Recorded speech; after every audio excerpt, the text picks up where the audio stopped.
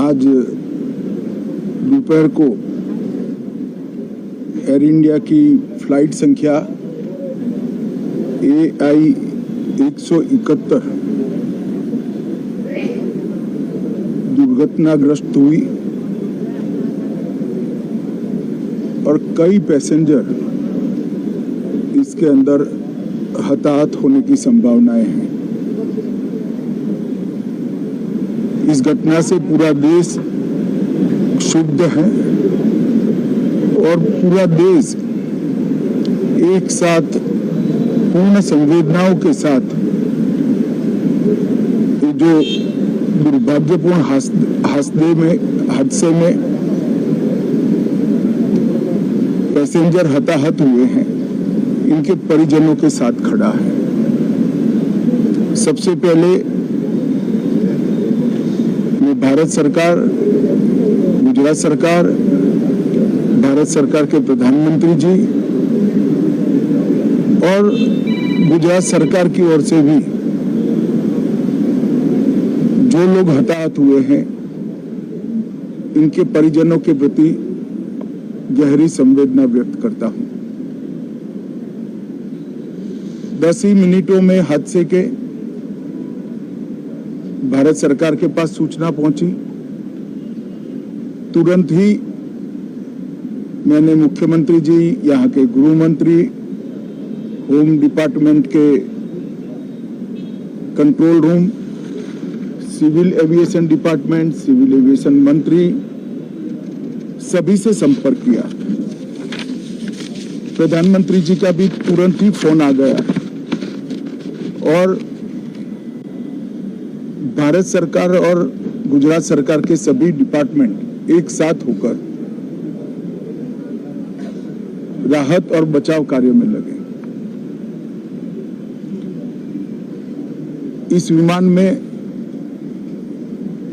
कुल मिलाकर 230 यात्री देश के और विदेश के और 12 क्रू मेंबर सवार थे। इसमें से एक यात्री का बचने का अच्छा समाचार मिला है, मैं उनको मिलकर आया हूं। मृत्यु का आंकड़ा तो DNA परीक्षण और यात्रियों की पहचान के बाद ही अथॉरिटी अधिकृत रूप से घोषित करेगी, मगर जो यात्री बचा है उसको मैं मिलकर आया हूं। घटना के तुरंत बाद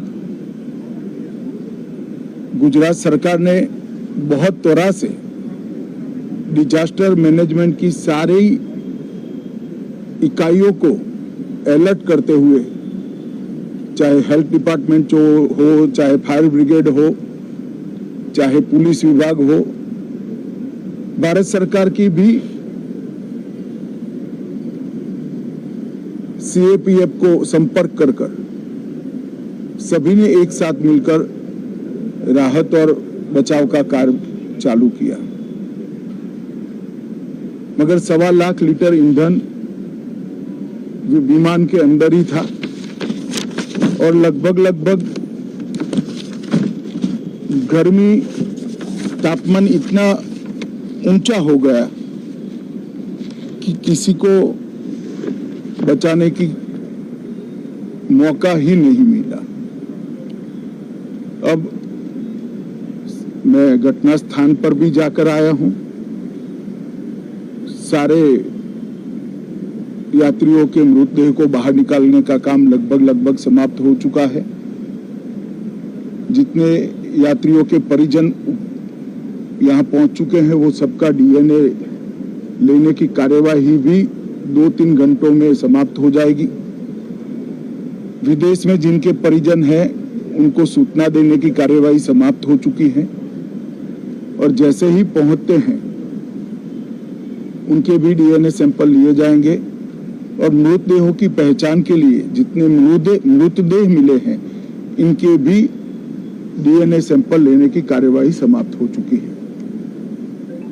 गुजरात में ही लगभग 1000 के आसपास DNA टेस्ट करने पड़ेंगे। ये सभी टेस्ट करने की क्षमता गुजरात में विकसित है तो डीएनए टेस्टिंग के लिए कहीं गुजरात के बाहर जाने की जरूरत नहीं पड़ेगी। गुजरात की एफएसएल और नेशनल फॉरेंसिक साइंस यूनिवर्सिटी दोनों मिलकर कम से कम समय में डीएनए का परीक्षण पूरा करने के बाद परिवारजनों को अपना मृतदेह परिजन का मृतदेह सौंपने का काम करेंगे। उनके रहने की सुविधा, उनकी सांत्वना की सुविधा, जिनको मेडिकल प्रॉब्लम ट्रॉमा के कारण हुए इनकी मेडिकल की सुविधा, ये सारी व्यवस्था बहुत सुचारू रूप से हो चुकी है। अभी रिव्यू मीटिंग में सारी व्यवस्थाओं को हम सब मंत्रियों ने साथ में मिलकर देखा है।